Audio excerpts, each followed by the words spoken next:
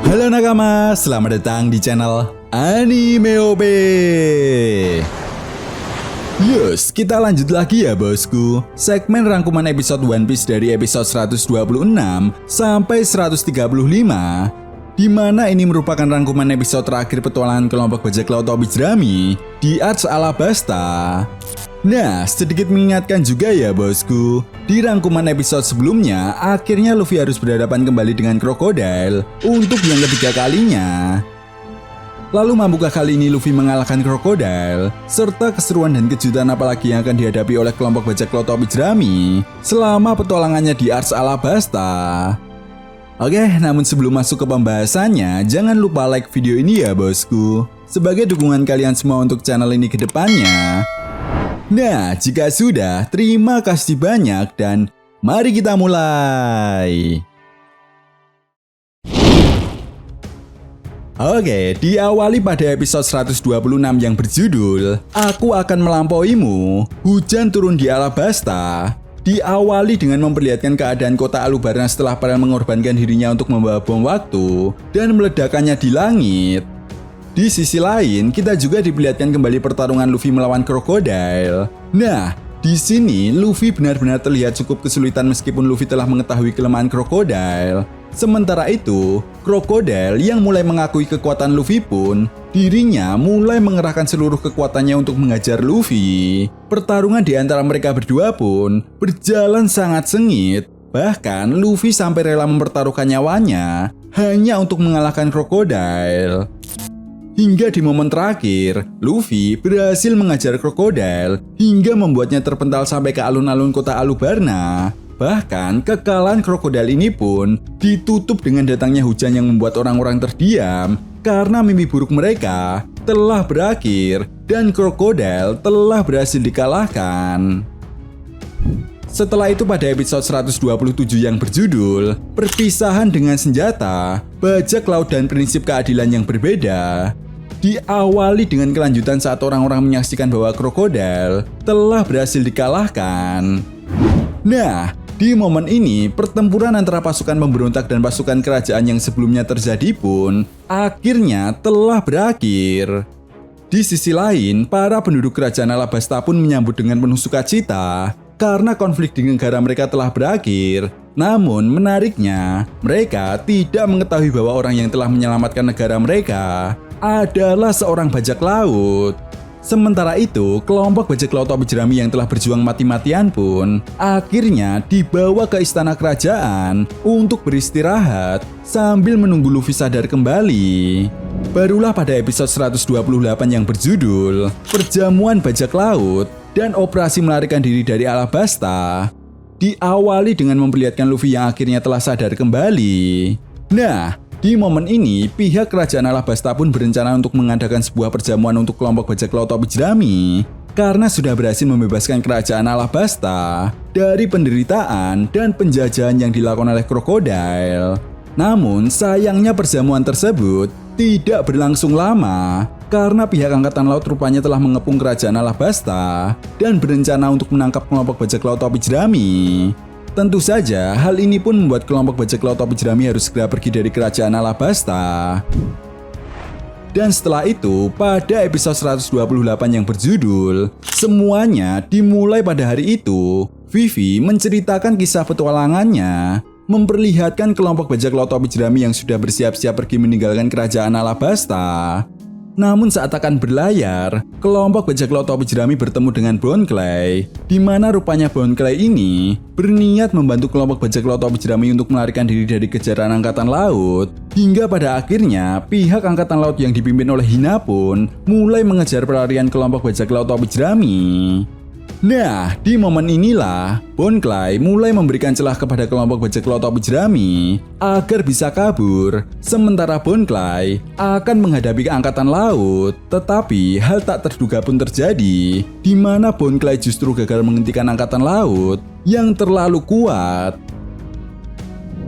Singkat cerita, pada episode 130 yang berjudul Aroma Berbahaya, anggota ketujuh adalah Nico Robin.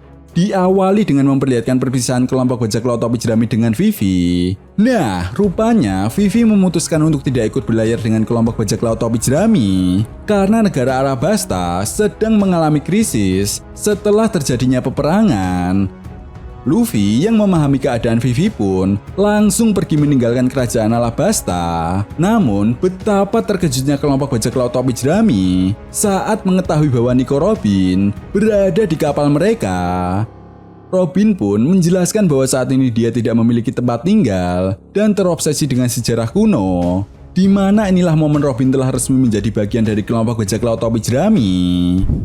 Kemudian pada episode 131 yang berjudul Pasien Pertama, Kisah dari Rumble Ball, memperlihatkan kelanjutan perjalanan kelompok bajak laut topi jerami setelah meninggalkan kerajaan Alabasta.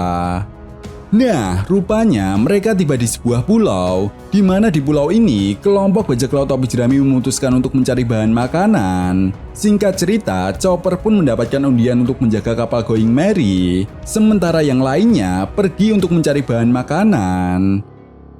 Chopper yang merasa jenuh karena harus menunggu kapal pun memutuskan untuk melanjutkan membuat Rumble Ball. Namun, betapa terkejutnya saat Chopper mengetahui bahwa Nico Robin tiba-tiba muncul di belakangnya, di mana saat itu Chopper belum mempercayai Nico Robin karena sebelumnya merupakan asisten dari Crocodile. Di momen ini, Chopper juga menjelaskan alasan kenapa dia membuat Rumble Ball dan masa lalunya bersama dengan Dr. Kureha.